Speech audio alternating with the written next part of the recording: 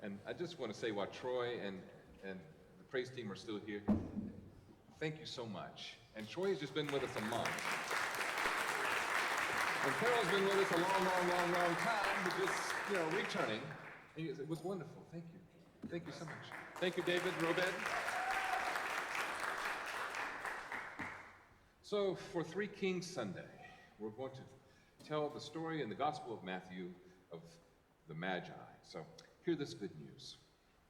After Jesus was born in Bethlehem in Judea, during the time of King Herod, Magi from the east came to Jerusalem and asked, "Where is the one who has been born King of the Jews? We saw his star when it rose, and we have come to worship him." When King Herod heard this, he was disturbed, and all Jerusalem with him. When he had called together the people's chief priests and teachers of the law, he asked them where the Messiah was to be born. "In Bethlehem in Judea," they replied, "for this is what the prophet has written. But you, Bethlehem, in the land of Judah, are by no means least among the rulers of Judah. For out of you will come a ruler who will shepherd my people Israel." Then Herod called the Magi secretly and found out from them the exact time the star had appeared. He sent them to Bethlehem, and he said, "Go and search carefully for the child, and as soon as you find him, report to me so that I too may go and worship him." After they had heard the king, they went on their way, and the star that they had seen when it rose went ahead of them until it stopped over the place where the child was. When they saw the star, they were overjoyed, and on coming to the house, they saw the child with his mother Mary. They bowed down and worshipped him. Then they opened their treasures and presented him the gifts of gold, frankincense, and myrrh. And having been warned in a dream not to go back to Herod, they returned to their own country by another route. So Jesus was born to be King of the Jews. One of the things that stuck out to me right off the bat as I looked at that passage was that when he was being crucified, Pilate wrote the same thing on the description on the cross. Isn't that interesting? Jesus, the King of the Jews. What kind of king was Jesus? Well, we have a long history of monarchs in the world, and typically a monarch, a king or a queen, is someone who has all power. Power over life, power over death, power over taxation, power over religion. They have all the power. It's great to be king, if you like all the power. But Jesus was not going to be that kind of king. Now, Herod was disturbed when he heard the news from the Magi. He said, "Where can we find the one who's born King of the Jews?" Why is that? Because Herod was one of those all-powerful kings. He liked the power. And he was also a very jealous and ruthless king as well. In fact, there was a saying that it's safer to be one of Herod's pigs than one of his sons. Herod even had his own sons put to death if he thought in any way they were threatening his power. So Herod was deeply disturbed when he heard the news that there was one who was born King of the Jews. Well, where would this king be born? And we get this lovely passage from the prophets that says, "But you, Bethlehem, in the land of Judah, are by no means least among the rulers of Judah. For out of you will come a ruler who will be shepherd of my people Israel." Now, we have to remember that Matthew was writing to a Jewish audience. And what we will see for the rest of the year, as Matthew is the primary text on year A in the lectionary, is that Matthew will take passages of Scripture out of context in order to make his point to his Jewish audience that Jesus was indeed the promised Messiah. In context, this passage is talking about King David. But he's taking it out of context in order to make his point. And believe it or not, people to this day do the same thing with Scripture, do they not? For the Bible says. So it doesn't mean that he was trying to pull one over them. That was a tool. That was the writing style of that time. And many of us will use quotes and things from other places, and sometimes maybe out of context. I won't point a finger of anybody here, but sometimes, in order to make our point, we will draw those illustrations. But one of the things that I see in this passage that answers the question, what kind of king was Jesus going to be? He was going to be a shepherd king. He was going to be a king that nurtured his people, that guided his people, that lit a fire under them in a compassionate way when they needed one. But when they stopped, they stumbled, he would help pick them back up and send them on their way and encourage them to keep trying. He was a shepherd king. He was going to be a kind, compassionate king. Jesus chose not to be an all-powerful king. It was a conscious choice of his. If you remember, and I'm sure all of you do, all of us here have the Bible memorized, right? But when Jesus started his earthly ministry, there was the story about him in the wilderness. And one of those temptations in the wilderness was, if you bow down to me, you can rule all the kingdoms of the world, right? Now, personally, I have never had that temptation. I'm glad just to be able to live in my own house and keep it managed, much less trying to take on the whole world. But Jesus intentionally chose not to be a king who ruled over people with all power. And what Jesus chose to do instead, and this is why I celebrate him, Jesus chose to empower people. Not to rule over them, but to empower them to become their fullest self, and doing whatever he needed to do to help in that process. In fact, Jesus gave himself his whole life, his whole living, in order that we might have life ourselves, right? That's the kind of ruler, that's the kind of king that Jesus decided he was going to be. Jesus is a king who does not decide life or death, but Jesus is the one who gives life. And when I say he gives life, I'm not talking about bios. Greek is a very descriptive language. There are two words for life in the Koine Greek: bios, where we get the word biology, which is the study of... Oh boy, how long has it been for you guys? I mean, come on. Bios, life. Ology, study of. But it's talking about organic life. There's another word in Greek for life, and it's called zoe. And that's life beyond what is matter, material. Life beyond what is our ego. Zoe is an essence of life, a way of life.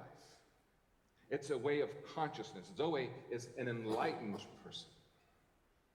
So he came to give us enlightenment. He came to give us consciousness. He came to give us the tools and the power to overcome the selfish desires of the ego, and so that we could become the fullest manifestation of ourselves. This is the kind of life that Jesus came to give. This is why I have chosen to study him my whole life. I preach from the same 4 Gospels every year now for a long, long time. And I'm still learning, still seeing something new. I choose to study Jesus because Jesus is that great prophet, that great teacher that helps me to become the fullest human being I can be. He inspires me, he guides me, he challenges me. And I'm still seeking to evolve and to grow consciously and to be more enlightened, to become more like his essence, his spirit, more like his Zoe, his life. I love him because of all that he has taught me. I love him. I'm not a follower of Jesus because if I don't, I'm going to spend an eternity in some fire-breathing hell someplace. No, that's not love. That's survival. I love him because I love his teachings. I love the leadership that I love the fact, his patience. He knows his life is about to end and his disciples still don't get it yet. But he doesn't lamb-blast them and tear them down and just throw everything and say, forget about it. He just, okay. The kingdom of God is like. Any of you have children and you had to teach them the same lesson more than once? No, of course not. My parents used to complain that they would be trying to put something in our head and our mind and teach us. And I'd be down at my friend's house down the street, and his parents would say the same thing, and it was a great revelation. You heard it from a different source. I love that about it. He teaches us how to be leaders. A leader can use punitive measures and make people acquiesce, but they don't show devotion or worship. Jesus is one that allows you to not to like him, to walk away from him. Jesus is a leader who just patiently just continued to teach, continued to guide, continued to show. Even when he was exhausted, he still had time to meet with somebody, to talk to somebody, to heal somebody. That's why I love him. That's why I tell his story. Because he has helped me to become a better human being. Now, what else can this birth narrative tell us about Jesus? One of the things that really caught my eye, or my mind's eye anyway, the Magi were from the East. They weren't Jews. They weren't Christians because Christianity wasn't invented yet. They were men from the East. They were mystics. They were astrologers. And as they were studying the heavens and the stars, they see this star rise up, and they say, oh, this marks the birth of someone very important and powerful and special. We must find out who this is.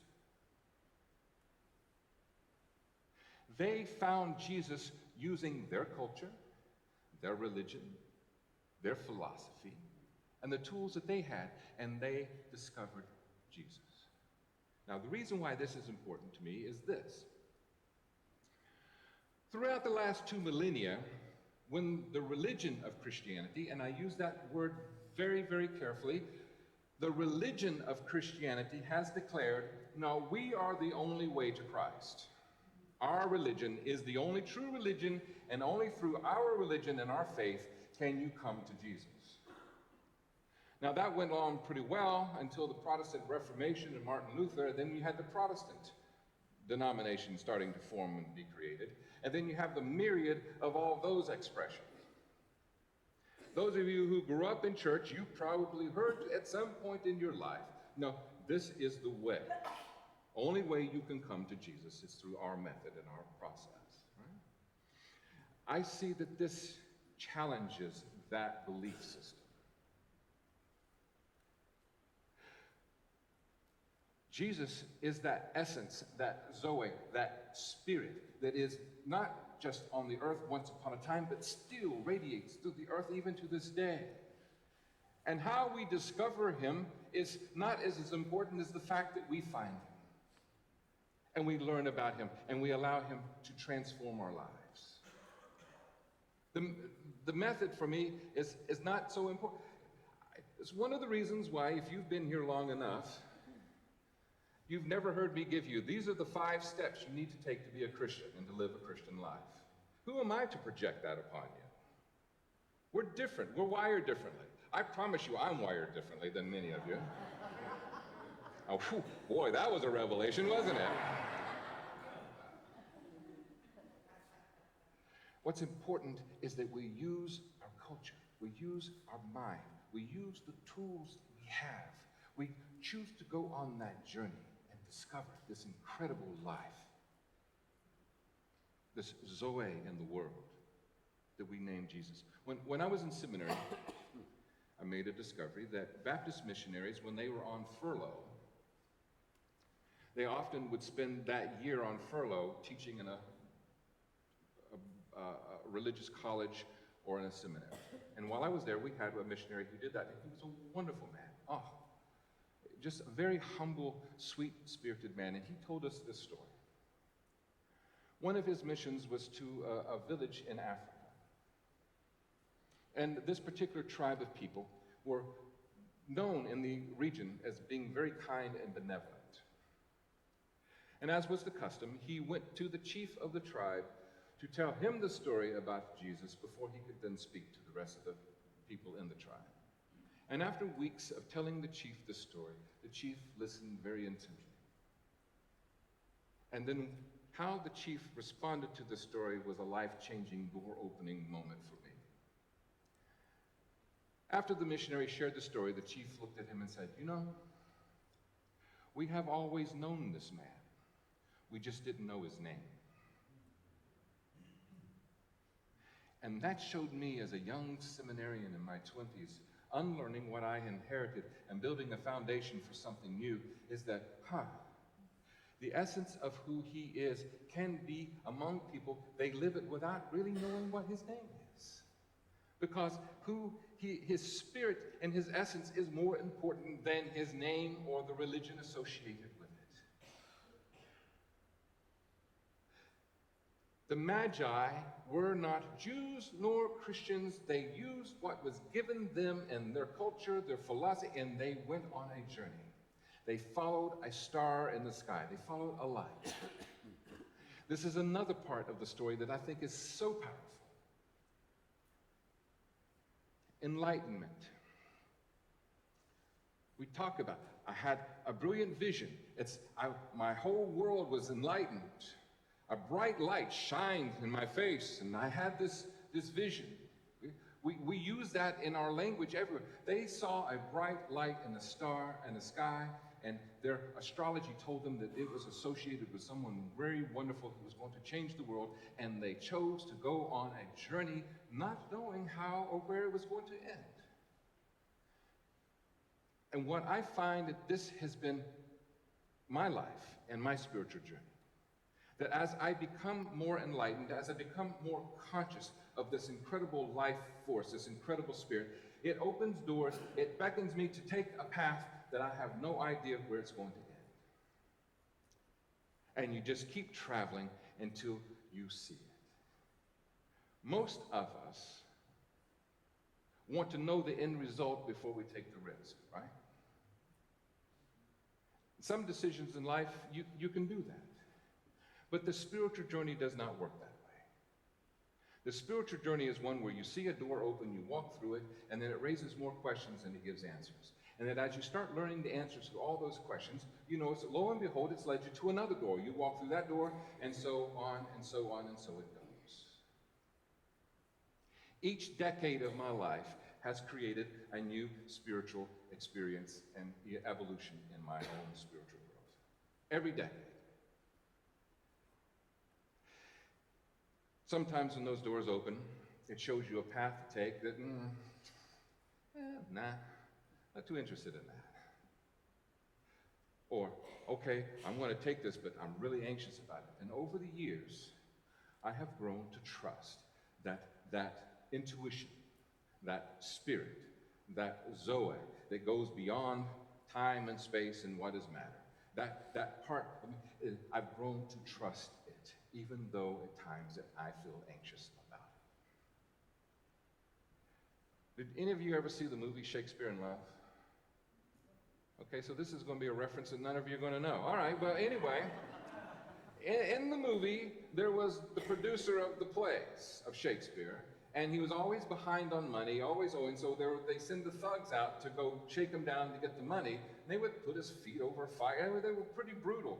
And he says, don't worry, it will all work out. And they said, how can you be so sure? He said, because it always does.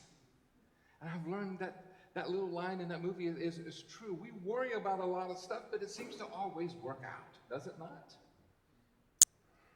What you worried about 10 years ago, are you worrying about today? Probably not. That's the way the spiritual journey is. Now, the last thing in here I want to share with you before we do communion is this. When they discovered him, when they found him, they knelt, they worshiped, and they gave him their treasures.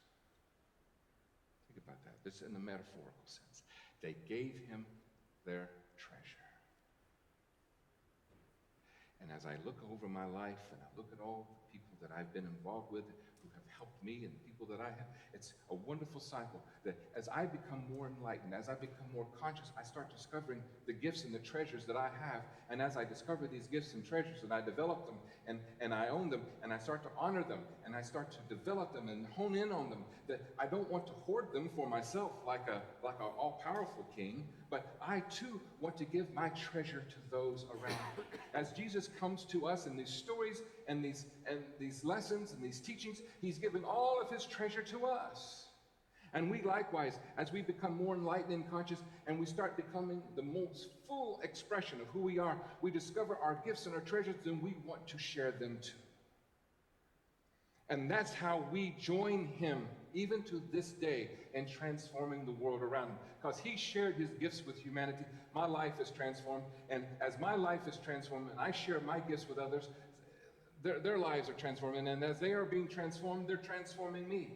One of the most wonderful things about teaching Jesus for all these years is I've learned so much, but as I'm teaching it, other people are coming back to me and showing me their own expressions and their own discoveries. And they teach me as well. It all works together.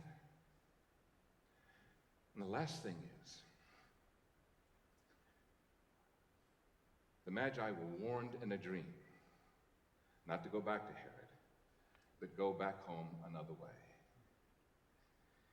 And I see this as a beautiful poetic metaphor of how enlightenment works. When you take the journey, when you follow that light, when you take the risk, when you're not sure where it's going to end up, when you arrive to that place of the Spirit's intention, and you have this experience and you incorporate it in your life, and you become a different person, you can't go back. You may try. But as we become more conscious and more spiritual and more connected to the divine Spirit and our soul working together, it's hard to go back. It's a journey that continues to take us forward. It's a journey in following this incredible life source, which I believe is God's Spirit. And Jesus is the one for me who has shown me how to learn from that Spirit, incorporate that Spirit, make it a part of my DNA, shows me where I still need to work, where I still need to grow, what I still need to trust, and what I still need to do. And that, to me, is the beauty of the three Magi who followed a light to find the greatest gift in humanity and share their treasures. And they were never the same as they went back home another day. Thus ends the lesson. At this time, I'm going to ask our Stevens ministers to come forward. And for those of you who are new to us, Stevens ministers are people in our congregation who've gone through a minimum of 50 hours of training. Then if you're a Stevens leader, you've gone through another 50 hours of training on how to be a leader. And the training is to help you to minister to people, to listen, to support, and to help. So a part of our tradition is we have our Stevens ministers serving communion. Now, before we serve communion, I want to share with you our tradition. We believe as a church, everybody here is welcome. You don't have to be a member. If you come from the Catholic background, you've not confessed to a priest, you don't have to do that first. Some faiths you have to be confirmed or be, if you are here, and you are, and you want to participate, please come. The table is open for everybody here. We also practice communion through intinction, which means we'll have a bowl of bread and we'll have a cup. Come, take the bread, dip the bread in the cup, and then eat and return to your seat. Our ushers will guide you to the 2 stations. And then we'll practice this beautiful ritual of coming to life and celebrating life together. On the night of his betrayal, Jesus took the bread and he broke it in 2. And he said to his disciples, this is my body, which is broken for you and all humanity. Every time you eat of this bread, do so in remembrance of me. And that same evening, he took the wine and he poured it into the cup. And he says, this wine represents my blood. Now, in the Hebrew tradition, to give one's blood was to give one's life. So he was giving his whole living, his whole life for humanity. And he said that this would create a new covenant between humanity and God. A covenant not based on rules and regulations and who's right and who's wrong and who's in and who's out, but a covenant based on one simple and powerful principle: agape, unconditional love. So let us now, as seekers from all of our myriads of traditions and religious backgrounds and no religious background at all, let us now make our journey forward to make this covenant not only with God and with Christ, but with one another. Come, for the table is ready.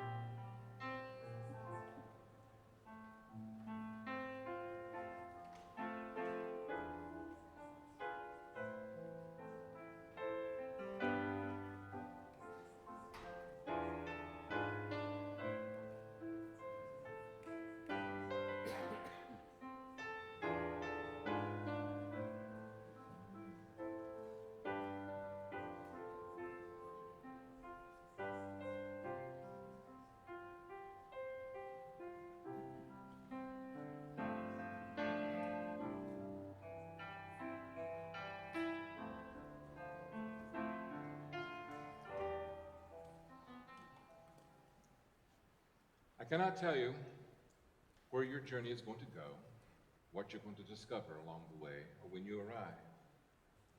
I cannot tell you it will be easy or if it will be hard. My experience is some of both. But what I can tell you is this, with all assurance, where the Spirit leads you is exactly where you need to be. Peace, God, be upon you, and may your light shine. Go with peace and purpose. Amen.